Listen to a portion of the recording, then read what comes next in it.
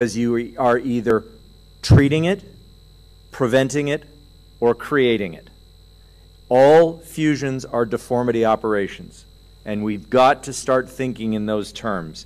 So what I'm going to do is I'm going to go over how, this is a little bit of how to assess and measure so that we don't do this, some tricks for in the OR and things like that. But also I'm going to try and present for you some evidence to show why it's important to be thinking about deformity every time you're considering a fusion. So my goals of this talk are to talk about how we assess sagittal. I'm going to do a little bit about coronal. I'm going to talk about why does it matter, and what measures that we're going to look at correlate with health-related quality of life when we're talking about things. So, you know, you've seen this before. Dubusset's cone of economy. Charlie Kuntz, before his death, did a review looking at parameters and showed there is an absolutely huge range of what is accepted as normal. You can have normal lumbar lordosis is anywhere from 20 to 70 degrees. So what's normal? And so what we need to know is we need to know what's normal for a specific person because the range is so long. But what is not, the other thing that Charlie showed, and this is probably the most important thing that Charlie showed, was what is most conserved is balance. Keeping the head over the midline in the sagittal plane, keeping the head over the femoral heads in the sagittal plane. The body goes to amazing lengths to manage that because as soon as you're out of balance, it increases energy demand, it increases disability, it decreases level of function. So we have to maintain balance. So if we're going to talk about how we're going to maintain balance, how do we assess it? Clinically, how we assess it, you take a look at the patient, you look at their external auditory meatus, you feel for their greater trochanter, and if their external auditory meatus is over their greater trochanter, they're balanced. Then the second thing you do is you try and decide whether they've tilted their pelvis or not. So what you do there is you feel for their anterior superior iliac spine and you feel for their symphysis. If the anterior superior iliac spine is directly over the symphysis, they're not retroverting their pelvis. If the symphysis is in front of the anterior superior iliac spine, they're compensating and they're tilting their pelvis. Radiographically, how do we look at it? Well, first, what really matters is how they're taking the x-rays that you're using to assess balance. So Hugh here, if they are doing a fusion, gets full-length films on every patient they are doing a thoracolumbar fusion on. You should start thinking about doing it. You will be surprised how often you change your plan based on what you see on the full-length films. But it's also how the full-length films are done. So, person who's getting full-length films done is standing unsupported. Because as soon as you're grabbing onto something, that affects your alignment and your balance.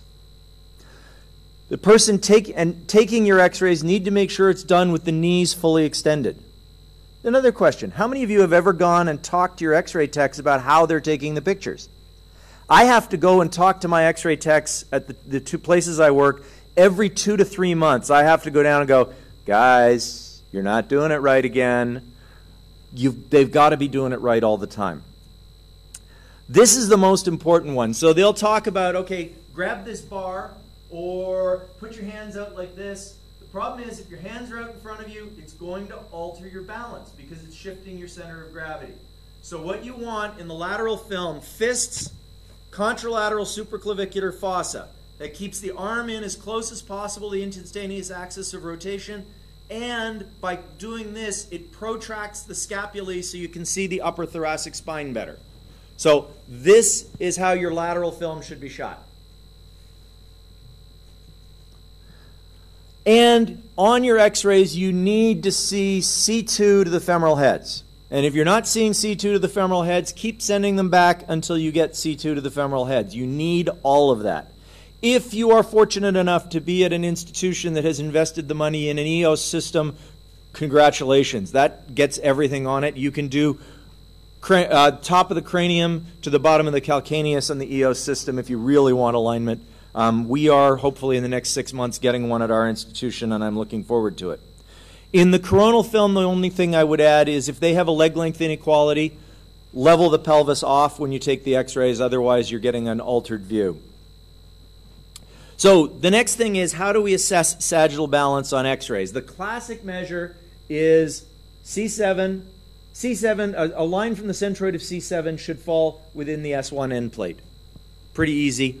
I was always taught this line, the C2 plumb line, so that the odontoid should fall through the femoral heads. This is convenient, and this is the one that has been used the most historically, but this is a study published about 2 years ago. What they did is they put a force plate in an EOS system, and so that they were able to use the force plate to find out exactly where the gravity line is and compare it to all the different X-ray lines they obtained from the EOS. And what they found is if you are using the C7 plumb line 1 in 4 patients, that's inaccurate. If you're using the C2 plumb line, 98% of patients, the C2 plumb line correlates with the gravity line, and in 23% of patients, the C7 does not.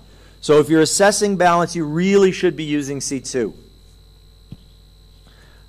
So then along came, people talk about the French Revolution or the geometry problem or whatever you want to talk about. We started realizing we do have a way of deciding what normal lumbar lordosis is for somebody.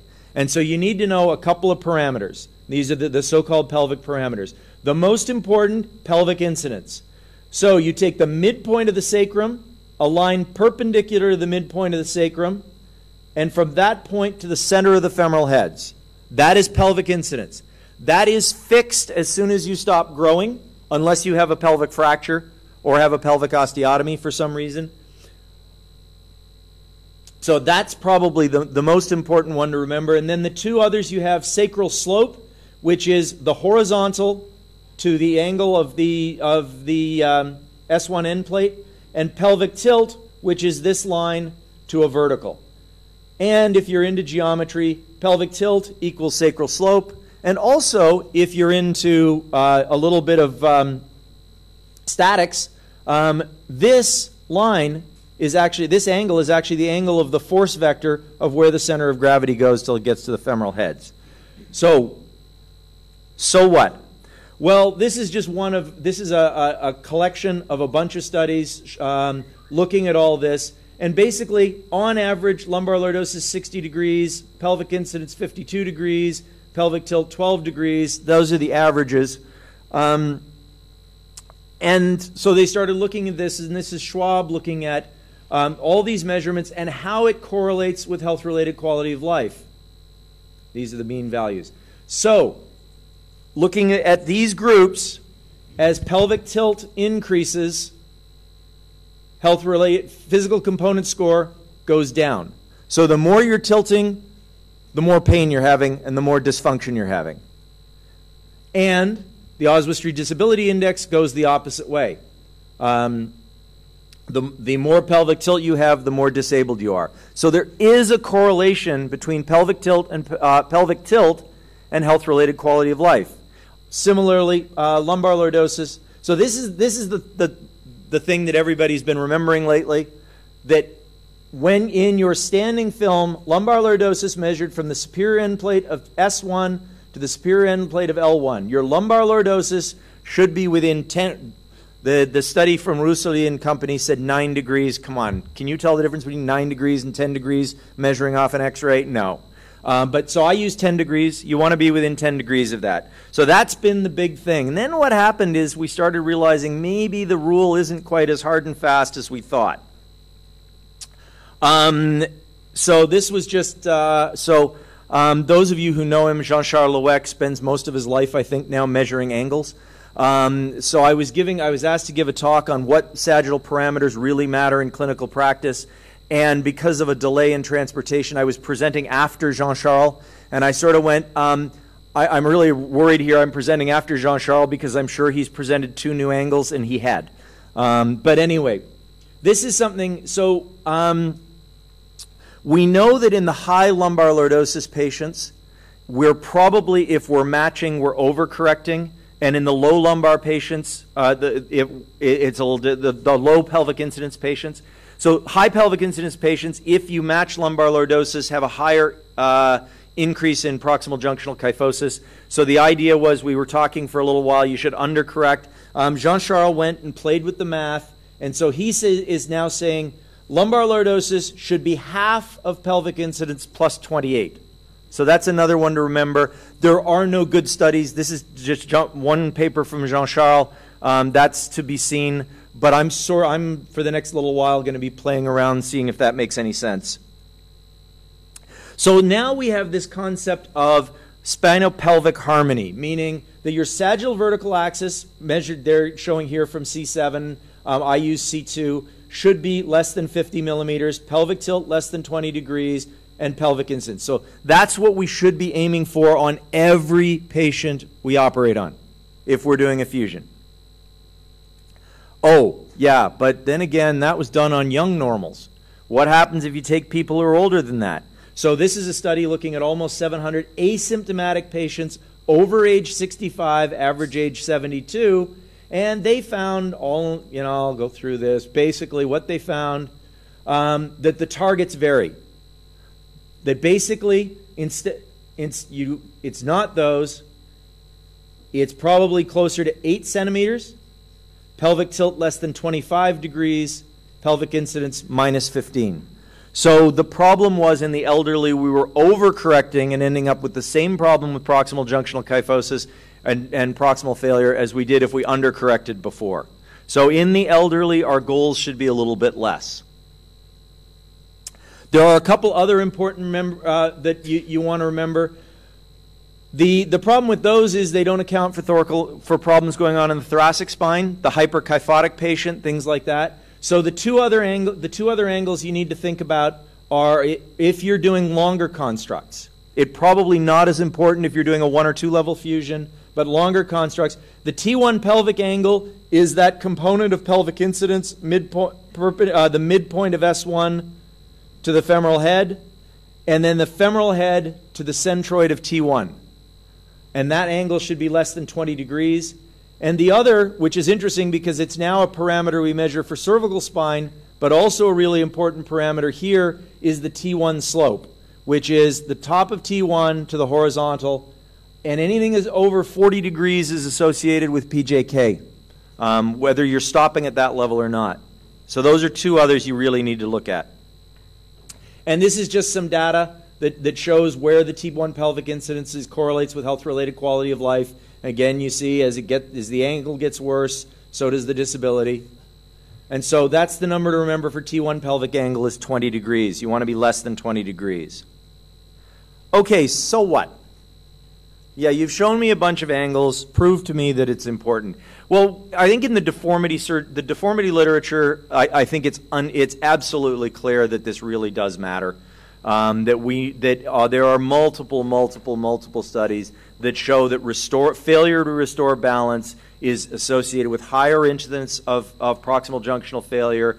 Even if you don't have proximal junctional failure, failure to restore balance is higher disability as measured by ODI, higher pain on VAS, lower function scores on SF36, any score you want to use, any of the patient-related outcomes if we don't restore balance in the sagittal plane.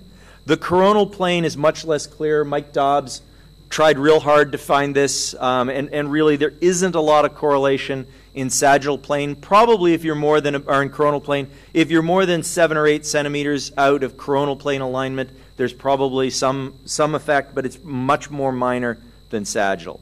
So I think those of us who are doing deformity surgery, we already drank the Kool-Aid. We understand that we have to do this. But I came up with a provocative statement when I started, and those of you who've been here know that occasionally I make those. I kept this x-ray around to remind myself.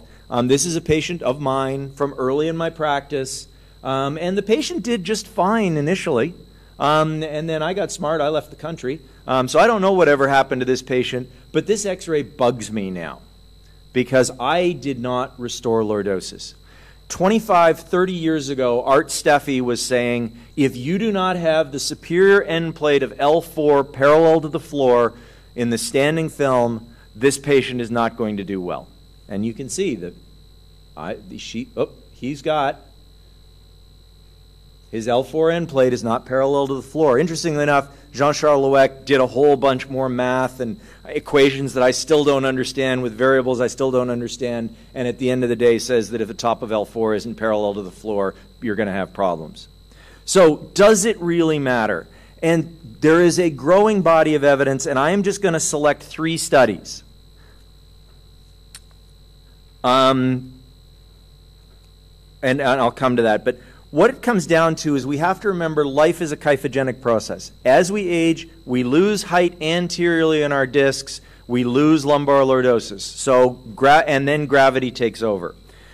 Also, there's the concept of physiologic spinal reserve. Sorry, here we go.